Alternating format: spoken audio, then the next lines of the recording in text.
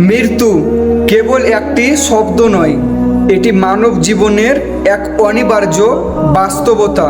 চিরন্তন সত্যকে অলিঙ্গন করে পৃথিবী নামক মায়া ও মরীচিকার এই রঙিন জগৎকে চিরতরে বিদায় জানানোর নিষ্ঠুরতম মাধ্যমই হলো মৃত্যু।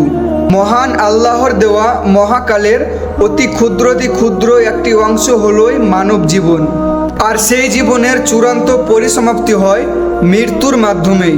পরিবর্তী জীবনকে ঘিরে তাই মানুষের কৌতূহল ও আগ্রহ আর ভাবনার যেমন কোনো শেষ নেই, তেমনি শেষ নেই মানবী হৃদয়ের আনন্দিত অসংখ্য প্রশ্নমালার। কিন্তু সেই সব প্রশ্ন অমীমাংসিতই থেকে যাবে কিয়ামত পর্যন্ত। এই ব্যাপারে আমরা ততটুকুই জানতে পারি যতটুকু জীবনের মালিক মহান রব্বুল আলামিন ও তার প্রিয় রসুল সাল্লাল্লাহু আলাইহি সাল্লাম আমাদেরকে জানিয়ে দিয়ে গেছেন। মৃত্যু সম্পর্কে মহান রব্বুল আলামিন কুরআনের মধ্যে জানিয়ে দিয়ে গিয়েছেন, কুল্লু নাফসিন যায়িকাতুল মাউত, অর্থাৎ প্রত্যেক প্রাণীকে মৃত্যুর স্বাদ গ্রহণ করতে হবে। সূরা আল ইমরান আয়াত নম্বর 185। এছাড়াও আরও মৃত্যুর সম্পর্কে মহান রব্বুল আলামিন দুই জায়গায় জানিয়ে দিয়ে গিয়েছেন, তুমি যেখানে থাকো না কেন মৃত্যু তোমাকে অবশ্যই পাকড়াও করবে, যদিও তুমি সুরক্ষিত দুর্গের ভিতরে থাকো না কেন।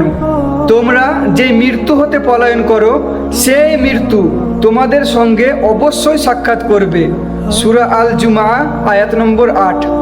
আমাদের চূড়ান্ত গন্তব্য হলো আখিরাতের জীবন, আর দুনিয়ার ক্ষণকালের এই জীবনকে বলা হয়েছে আখিরাতের সরষা ক্ষেত।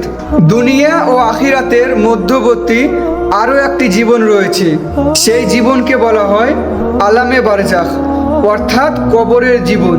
অর্থাৎ মৃত্যুর পর থেকে কিয়ামত ও হাসর পর্যন্ত কালকে বলা হয় বারজাখ। আল্লাহ রব্বুল আলামিন কুরআনের মাধ্যমে বলেন, তাদের মধ্যে রয়েছে একটি বারজাখ, পুনরুত্থান দিবস পর্যন্ত। সূরা আল মুমিনুল আয়াত নম্বর 100।